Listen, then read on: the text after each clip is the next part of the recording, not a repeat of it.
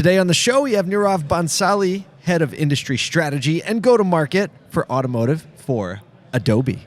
This is Amplify, a retail automotive podcast brought to you by Reuters Events and ASOTU. It's time to make the most innovative voices in retail automotive louder.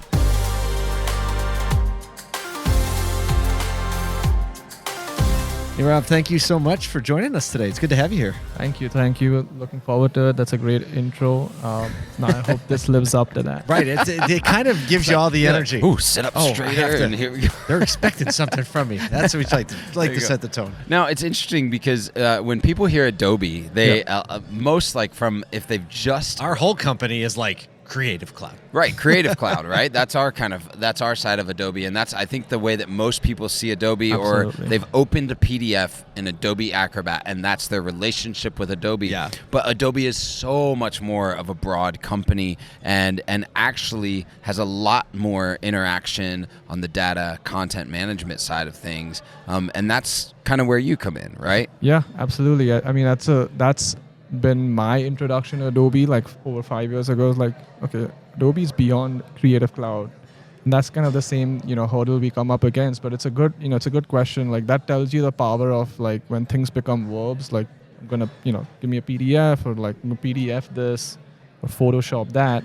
It takes time for people to then think about it in another context. But to your point, yeah, Adobe's been in this digital transformation space for over a decade. It all started like 10 plus years ago when Adobe acquired an analytics company called Omniture.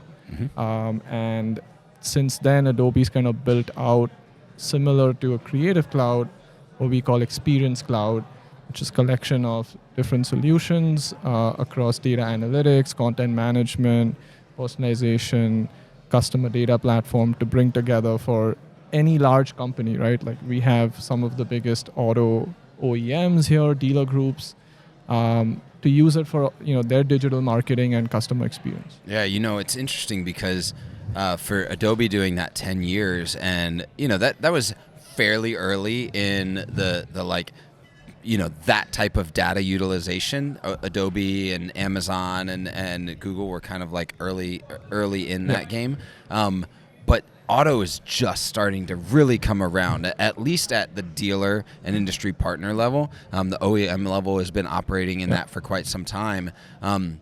Why do you think that's kind of like finally hitting the wave of auto, where e-com and a lot of other experience stuff or telecom has been in personalization and data efficiency for a while? Yeah. I mean, like that's a great point. Like even the first set of digital applications in auto were just simple websites, right? Like took the catalog that we had sitting on the couch at the back of the dealer, and then it became the website, right? And that's really the initial digital kind of onset for the industry. But obviously a lot has changed.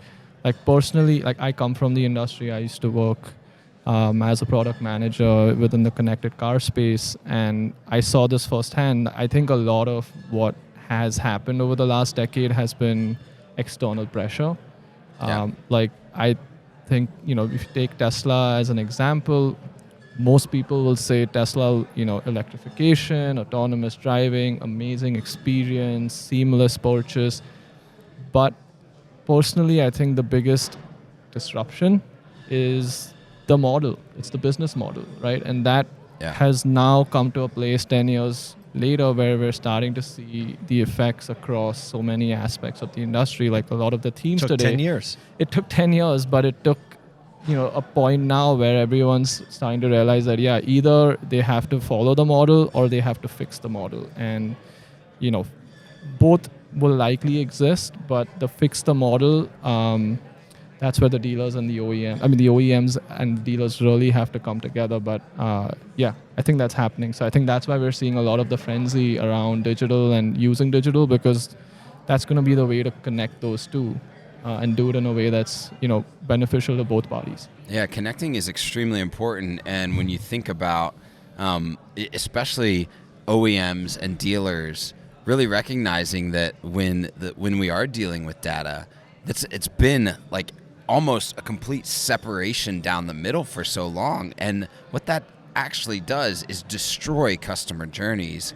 How are you able to, and how are technologies like a CDP or an analytics platform or an experience platform able to kind of like meet both the dealer and OEM to bring them together with the consumer? That's a great question. Like I think there's two parts to the answer. There's a technology piece which we think we're helping solve for, but there's a people process bit which no matter what technology you have cannot solve for, right? So ultimately the two parties have to come on the table and agree. But on the technology side, like what we're starting to see is, and it's not just auto, if you look across in other industries, like look at travel, look at hotels, like anywhere where you, or even like QSR, anywhere where you have this corporate and franchisee relationship, this problem always exists. So what we're starting to see... Pause real quick. Because I think a lot of times in auto, we're like, we're alone. Nobody else deals with this. But you're like, no, don't worry. Yes. Lots of other people deal with this in the franchise, OEM kind of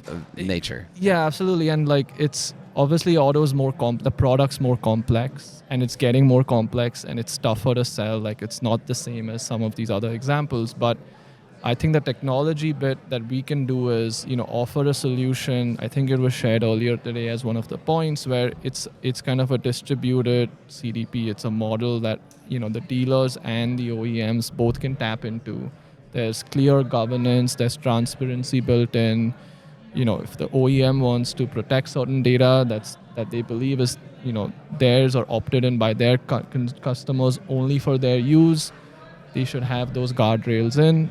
Same thing on the dealer side. And also the OEM should then ensure that they have to be stewards of the dealer data as well, so that, one dealer's data is not landing up in another dealer's marketing campaign. Yeah. That's the bit that'd be a problem. No, but it's a real problem because there's not data standards around all of that type of stuff. Like, I mean, like a lot of people are throwing around the words like ISO and SOC and these compliance metrics, but like something as simple as like someone extracting data out of a platform and then typing in Joe into the email, attaching that data and it going to the wrong place, like major fireable red flag. And that's where data-centric platforms where people can actually touch it with an API like clean a lot of that up, and that's what Adobe has the ability to do. Yes, and that's kind of the thing. So I think that your point is like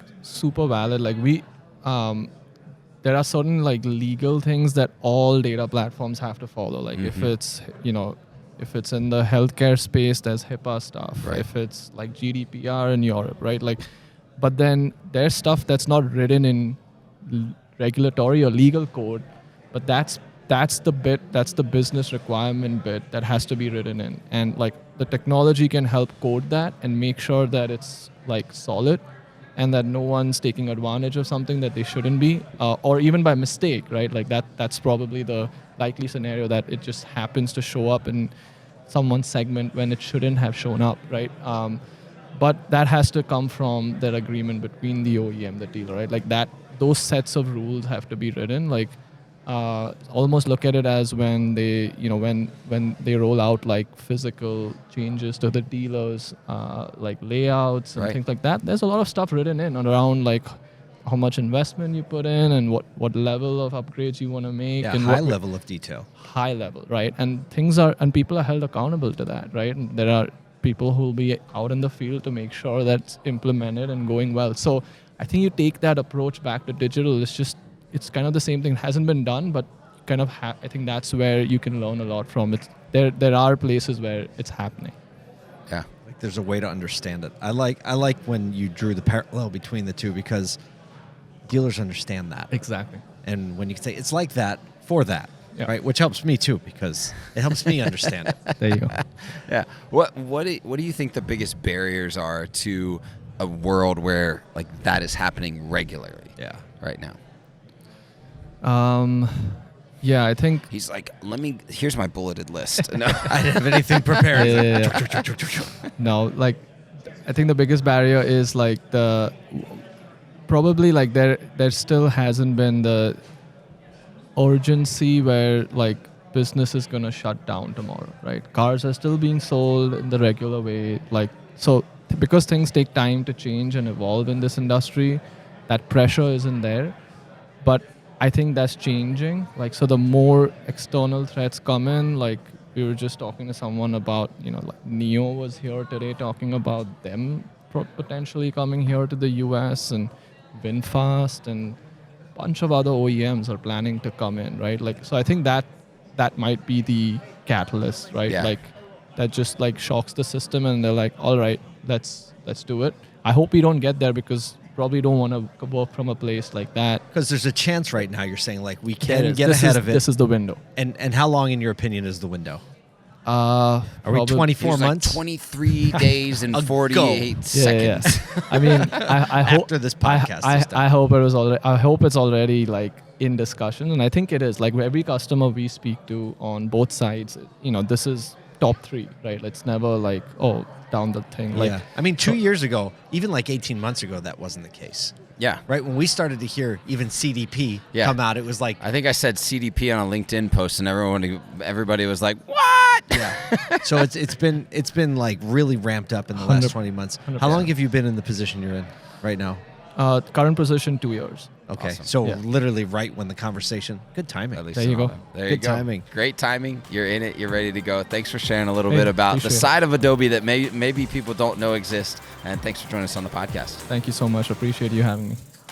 Thanks for listening to the Amplify podcast, brought to you by Reuters Events and ASOTU.